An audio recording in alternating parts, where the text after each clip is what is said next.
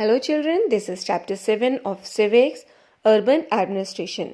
Children, in the chapter number 6 in Rural Administration, we have learnt about the primary job of rural administration, that is maintenance of law and order and the management of land records, and to look after the needs of rural administration.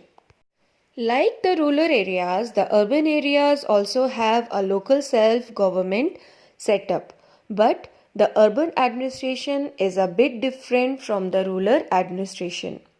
Cities being the lifeline of the nation, and it required a vast network of public services and amenities like electricity, water, sanitation, etc., and a better infrastructure regarding roads, drainage, subways, schools, etc.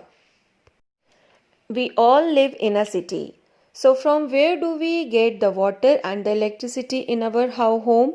Or who fixes the lamp post in our street? So these all are basic amenities and which the urban civic bodies have to cover the large area and meet the need of far more greater population. So at the urban level, the local self-government are municipal corporations or the council who carry out duty related to urban administration in India. The municipal corporations are established in a number of large cities all over the country. The local self-government in urban areas are established as per the population wise of the urban area, such as there is Nagar Panchayat at the local self-government for the towns having 30,000 to 1 lakh population.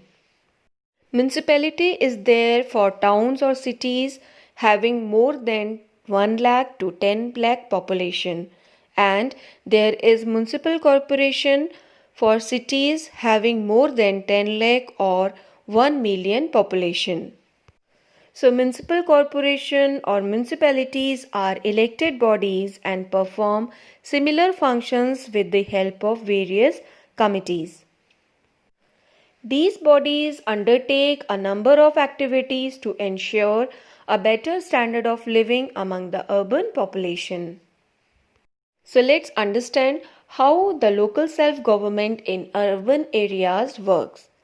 The city is divided into various wards according to the population. Here the question is, what is a ward? Ward is a smaller division of a municipal area represented by one elected member. A ward is represented by a ward councillor. Ward councillors are elected by the people of various wards. There are several committees of councillors to look after different wards, such as to oversee the water supply, sanitation, education, health, etc. The ward councillor is responsible to present the issues and problems of their respective wards before the entire council. The entire council or the councillors committee take decisions. The execution of the decision is done by the commissioner and the administrative staff. They plead for the approval of work of the ward. A decision is taken by the majority and an annual budget is to be prepared and money allotted to various works. Now let's see what is the composition of municipal corporation or council. The city is divided into several wards for the purpose of election and work. Any person who has reached the age of 18 years and above can vote in the corporation election. The member of the corporation are elected by the resident of the city. Each ward elects one member. A councillor must have attained the minimum age of 25 years.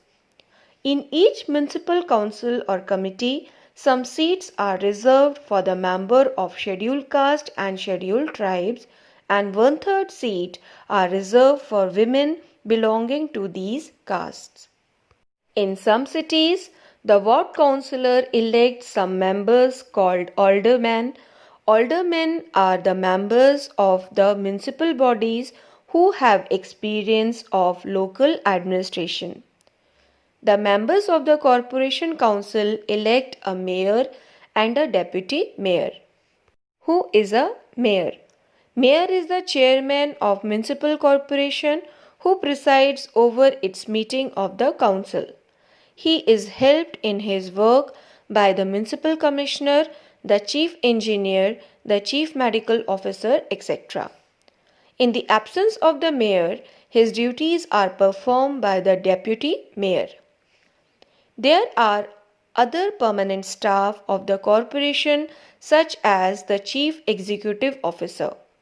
The chief executive officer is also called the chief commissioner or simply commissioner. He supervises the work of various departments of the corporation. The health officer and sanitary inspector are responsible for the cleanliness and the prevention of diseases in the corporation area.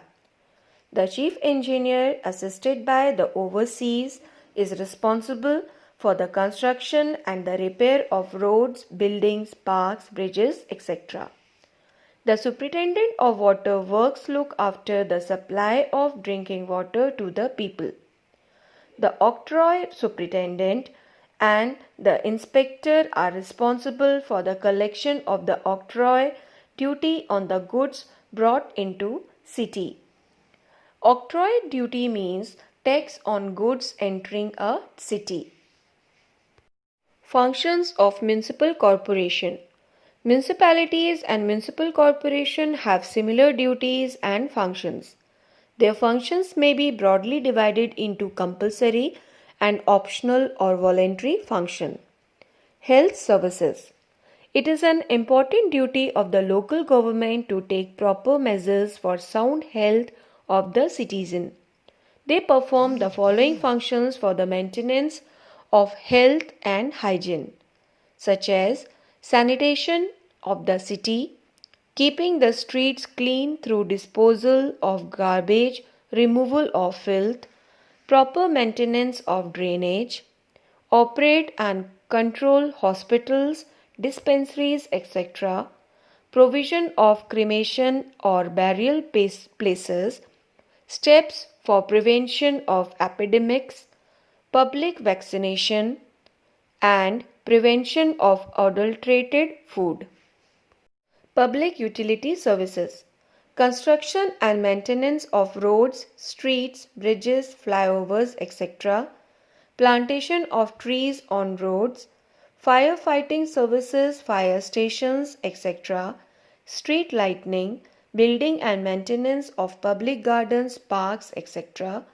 Registration of births and deaths, provision of water and electricity, maintenance of libraries and reading rooms, establishing zoo, museums, etc., maintenance of night shelters, orphanage, old age home, etc., construction and maintenance of public toilets and conveniences. Educational functions. Opening of primary and secondary schools for children and to appoint teachers in these schools. Providing free and compulsory education. Opening of vocational educational center. Construction and maintenance of reading rooms, public libraries and auditoriums, etc. Providing scholarships to the poor and female students. Sources of income. The local self-government perform a variety of welfare works and provide services to the people of the towns and cities. But from where do the municipal bodies get money? What is the source of revenue for the municipal corporation or municipal council? So the main sources of income of the municipal corporation or municipal council are as follows. Rent from municipal properties, land, parking zones, markets, fairs, rest houses, etc. Taxes on water, electricity, houses, etc. Taxes on vehicles, taxes on roads, bridges, ferries, etc. Fees for approving building plans, income from its own property, shops, buildings, etc. Tax on animals, tax on trade and profession, fees for registration of births and deaths, octroi duty on goods entering the city, taxes on entertainment like cinema halls, circus, etc., financial grants from the state governments, grant and loans from the central and state government for implementation of developmental projects. Control over local bodies. The municipal corporation or committees work under the supervision of the governments, both the central and the state. If the central and state governments are not satisfied with the way local bodies are functioning, they can take action against them and dissolve them. The state government strictly keeps an eye on the use and misuse of funds. The local bodies cannot levy or raise a new tax or raise any public or private loan without the permission of the state government. Both the state government and the local bodies should work for the welfare of the public. And it is the duty of people or the citizen of the country to cooperate with the urban local bodies and to participate in the process of the administration of towns and cities.